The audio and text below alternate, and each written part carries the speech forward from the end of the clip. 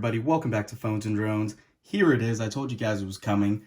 I want to go ahead and knock it out really quick for you guys. We have our comparison of the original Fold, the Galaxy Fold, and Samsung's newest foldable, different clamshell design, but second foldable nonetheless, not a true successor to the original Fold, but we do have the Z Flip in-house as well. For those of you that followed the channel, you would have seen I got this in-house yesterday. I've been putting it through the paces. I don't have enough insight and enough information yet really to do a full review for you, but stay tuned, subscribe to the channel, that will be coming soon. So having said all that, let's go ahead and focus in on these two devices. Again, those of you that follow my channel would know this has been my daily driver since it's come out. I've taken, maybe a week or two off here and there to review other phones, but this is the OG Fold. It has been phenomenal. I've had no issues with this at all, guys. The durability, everything has really stuck to par and has really been impressive thus far.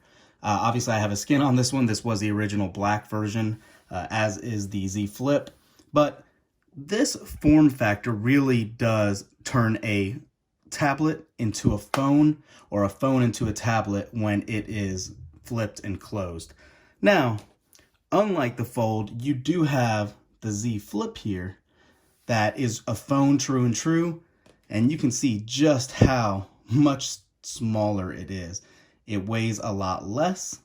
You can see the different design language in it altogether, but this is meant to be a phone all the way. I know that sounds silly, but clearly that's not what Samsung was originally going for with the Fold. The one thing I do not like is this little 1.1 inch display that really does just say, it gives you no information. You really are going to have to open this up every time you want to look at what notifications you have. One other thing I really want to throw out there is the durability on this. The hinge really does feel phenomenal. However, one thing I'm not too sure how it'll hold up is actually the back glass panel. Let me give it a quick wipe down for you.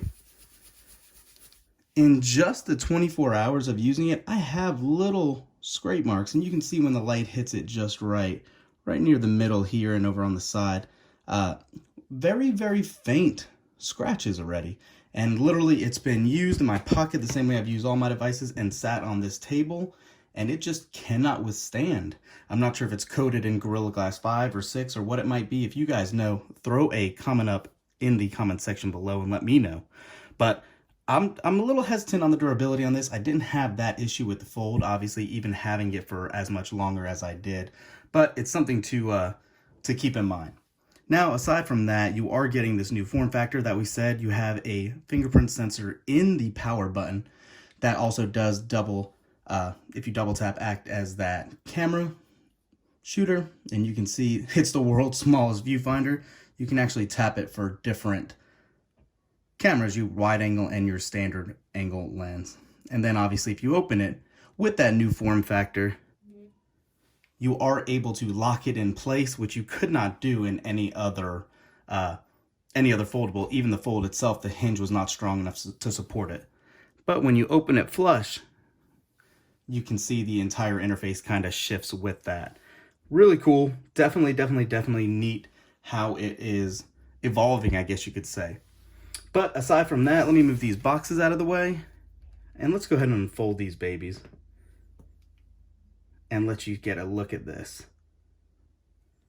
So, side by side, you can see how narrow and tall the Z Flip is. It is definitely one of the more unique aspect ratios that are out there right now. You're getting almost a 22:9 aspect ratio on this. That is a very uncommon ratio. And it makes it very difficult if you're a content consumer where you like watching a lot of YouTube videos, that it does not fill the entire screen. But when you pinch to zoom, you're losing about a third of the image. It's actually a little concerning from that aspect.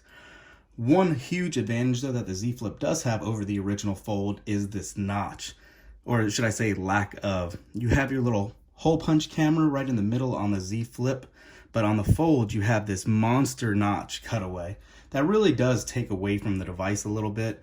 Without that, I think if this had a punch hole, it would look much, much nicer. As far as performance, they're both very comparable. This has the 855 and this has the 855 plus. Less RAM on this, you're only getting 8. I believe this comes stock with 12. Again, that's an absurd amount of RAM as it is, not even thinking about the 16 that is going to be eligible in the new S20 Ultra coming out. You really don't need it. Samsung phones actually do maintain their memory pretty well, and I've not had an issue with any apps reloading on either of these devices, even if they've been stored in memory for a while. Aside from that, you are only getting a single downward firing speaker on this, whereas opposed to you getting that stereo speaker setup on the original Fold. You have a little higher pixel per inch density on the Z Flip, but again, by no means does the original Fold look bad. A lot of you guys have been asking about this Fold and this new crease that you're getting. It's there. If you get the light just right, you can see it. But it is in no way, shape, or form as significant as it was on the original Fold. And you can see that right there, all the way up on the display. But one thing I do want to call out, because of how this clamshell form factor is, when you go to swipe, obviously if you swipe high enough, you're always going to feel that. You're always going to feel that crease, and just keep in mind it is there. Again, it doesn't bother me at all, but just wanted to let you guys know. Whereas opposed to if you're using the Fold, you might never come across that unless you want to swipe right on the middle of that. There was a lot of commotion on the original Fold with the jelly effect by the two sides not syncing.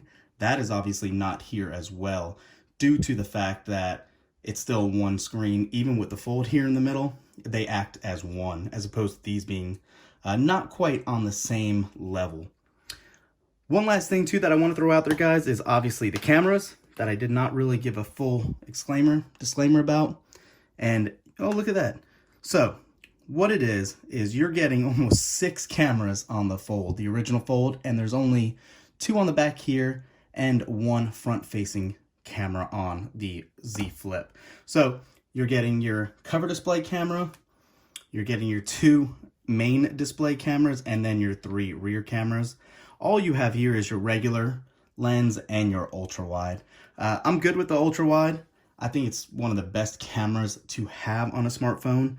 You're not getting any of those new camera features on the new S20 series, so keep that in mind if you're looking for that. The only other thing I want to call out, and again, if you guys have a Z Flip and can tell me differently, please let me know.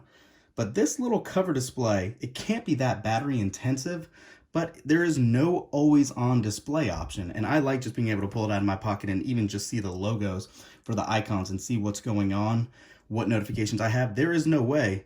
And it is not that convenient to have to double tap it every time.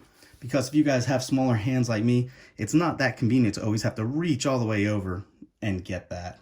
It is a little wider phone, so that's just one thing I did want to call out to you guys.